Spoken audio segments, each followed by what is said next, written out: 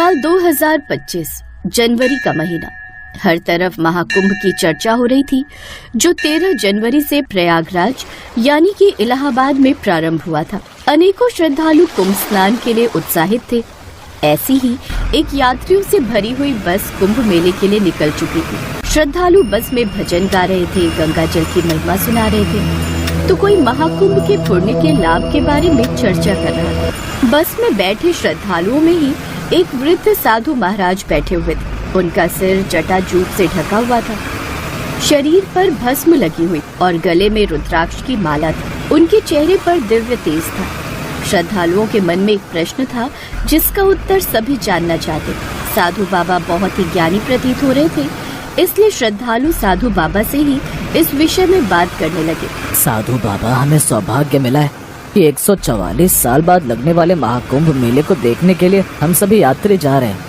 लेकिन हम में से कई लोग ये नहीं जानते कि महाकुंभ और कुंभ में क्या अंतर है और कुंभ स्नान क्यों किया जाता है तथा कुंभ का मेला क्यों लगता है। ये प्रश्न तो हम सभी के मन में है कि हम कुंभ मेला देखने के लिए जा रहे हैं और कुंभ में स्नान भी करेंगे, किंतु क्यों किया जाता है कुंभ स्नान, ये जानना भी हमारे लिए बहुत जरूरी है। कृपया करके हमें इसका रहस्य बताइए। कुंभ मेला और महाकुंभ मेला केवल एक धार्मिक आयोजन नहीं बल्कि आत्मशुद्धि और मोक्ष प्राप्ति का महापर्व है।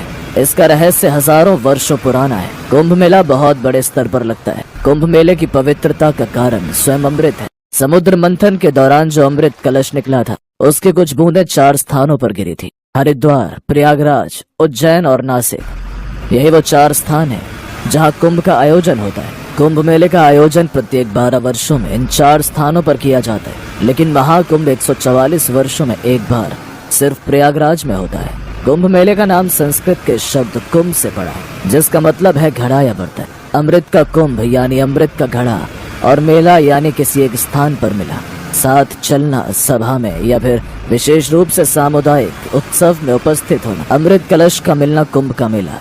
अमृत की खोज जो उस समय समुद्र मंथन के समय हुई थी और समुद्र मंथन में अन्य रत्नों के पश्चात अमृत कलश प्राप्त हुआ था। समुद्र मंथन की कथा शुरू होती है दुर्वासा ऋषि के श्राप से, जो उन्होंने देवराज इंद्र को दिया था। उन्हीं के श्राप के कारण देवी लक्ष्मी स्वर्ग लोक को छोड़कर अदृश्य हो गई। लक्ष्मी के चले जाने से इंद्र आदि देवता निर्बल और श्रीहीन हो गए। उनका सारा धन वैभव लुप्त हो गया। जब यह खबर दैत्यों को मिली तो उन्होंने स्वर्ग पर आक्रमण कर दिया और देवगण को पराजित कर स्वर्ग पर अपना कब्जा जमा लिया। उसके बाद निराश होकर इंद्र, देव गुरु बृहस्पति और अन्य देवताओं के साथ ब्रह्मा जी की शरण में पहुँचे। हे ब्रह्मदेव, हमारी रक्षा कीजिए।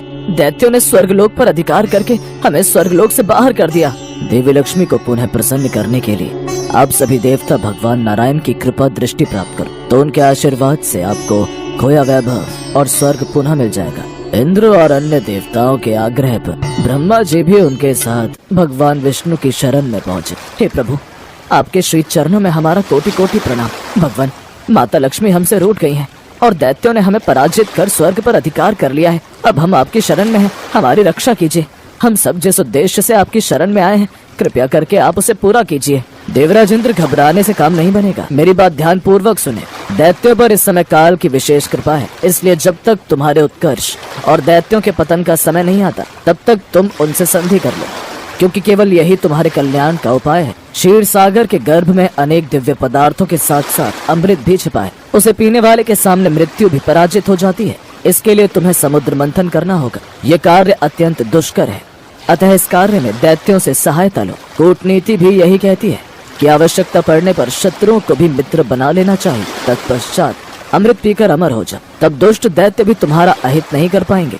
विष्णु जी की सलाह पर देवताओं ने दैत्यों के राजा बलि को अमृत का लालच दे, जिससे राजा बलि को लालच आ गया और उसने समुद्र मंथन में सहायता देने के लिए हामी भर, जिसके पश्चात समुद्र मंथन हुआ और अंत में धन्वंतरी देव अमृत का कुंभ लेकर प्रकट हुए। धन्वंतरी के हाथ में अमृत कुंभ देखकर दैत्य आपे से बाहर हो गए और उन्होंने वो अमृत कुंभ छीन लिया और आपस में ही लड़ने लगे। ये दैत्य तो आपस में ही अमृत कलश के लिए लड़ रहे हैं, परंतु हमारे पास इतनी शक्ति नहीं कि हम इन दैत्यों से लड़कर अमृत कलश को ले सके। हमें भगवान विष्णु से सहायता मांगनी होगी। हे नारायण, सभी राक्षसों ने अमृत कलश को छीन लिया है और उस कलश के लिए आपस में युद्ध कर रहे हैं। दुर्वासा ऋषि के श्राप के कारण देवता दैत्यों से युद्ध करने में सक्षम नहीं। आप इनकी सहायता कीजिए। सबकी प्रार्थना पर विष्णु जी ने मोहिनी रूप धारण की अति सुंदर युवती को अपनी ओर आते हुए देख दैत्य अपना सारा झगड़ा भूलकर उसे सुंदरी की ओर एकटक दे विष्णु जी ने दानवों को चकमा देते हुए उनसे अमृत कुंभ ले लिया और बहुत ही चतुराई के साथ अमृत कलश को देवराज इंद्र के पुत्र जयंत को सौंप दिया। दानव जयंत का पीछा करने लगे। धार्मिक ग्रंथों के अनुसार पृथ्वी लोक का एक वर्ष देवताओं के लिए एक दिन के समान है। चूँकि जयंत अमृत कुंभ को लेकर स्वर्ग लोक में 12 दिनों में पहुँचे थे, अतः पृथ्वी लोक पर कुंभ यात्रा को 12 वर्षों के रूप में मान्य किया गया है। यही कारण है कि एक बार के कुंभ मेले में लगने में 12 वर्षों की अवधि का अंतराल होता है। कहते हैं कुंभ मेला का आयोजन खगोलीय घटनाओं के आधार पर भी होता है। जब बृहस्पति ग्रह कुंभ राशि में प्रवेश करते हैं और सूर्य देवता मकर राशि में होते हैं,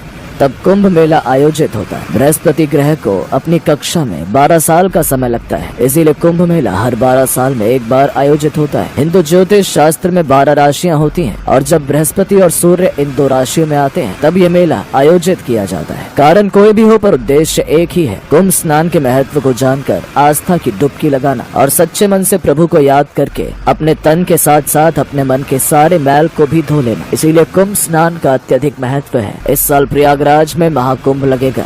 जब प्रयागराज में 12 बार पूर्ण कुंभ पूरे हो जाते हैं तो उसे महाकुंभ का नाम दिया जाता है। 12 पूर्ण कुंभ में महाकुंभ एक बार लगता है। महाकुंभ मेले का आयोजन 144 साल में एक बार होता है। कुंभ मेला 3 प्रकार का होता है, अर्ध कुंभ, पूर्ण कुंभ और महाकुंभ। अर्ध कुंभ 6 वर्षों में एक बार लगता है। पूर्ण कुंभ हर 12 साल बाद लगता है। वही जब 12 बार कुंभ हो जाते हैं तब महाकुंभ लगता है। इस बार उत्तर प्रदेश के प्रयागराज में महाकुंभ होने जा रहा है। इस दौरान देश विदेश से लाखों करोड़ों श्रद्धालुओं के कुंभ मेले में शामिल होने का अनुमान है। कुंभ में शाही स्नान के दिन पवित्र त्रिवेणी संगम में स्नान करके श्रद्धालु अपने पापों से मुक्ति पाते हैं। इस साल 2025 में 13 जनवरी से शुरू हुआ कुंभ का मेला 26 फरवरी तक चलेगा। हिंदू धर्म में महाकुंभ मेले का विशेष महत्व है, इसलिए ये तो हम सभी के लिए बहुत पुण्य की बात है कि हम सब आज महाकुंभ में शाही स्नान के लिए प्रयागराज जा रहे हैं, जहाँ संगम नदी में गंगा, जमुना और अदृश्य सरस्वती इन तीनों नदियों का पवित्र संगम होता है। संगम नदी में स्नान करके मनुष्य के सभी पापों का नाश होता है और मोक्ष की प्राप्ति होती है। जय गंगा मैया की, जय यमुना मैया की, जय सरस्वती मैया की, जय त्रिवेणी नदियों की। हर हर महादेव। ओम नमः शिवाय, ओम नमः शिवाय, ओम नमः शिवाय। साधु बाबा के सभी श्रद्धालु भी देवी देवताओं के नाम का जयकारा लगा देते हैं। आज साधु बाबा द्वारा कुंभ स्नान के बारे में संपूर्ण जानकारी प्राप्त होने से सभी श्रद्धालु बहुत प्रसन्न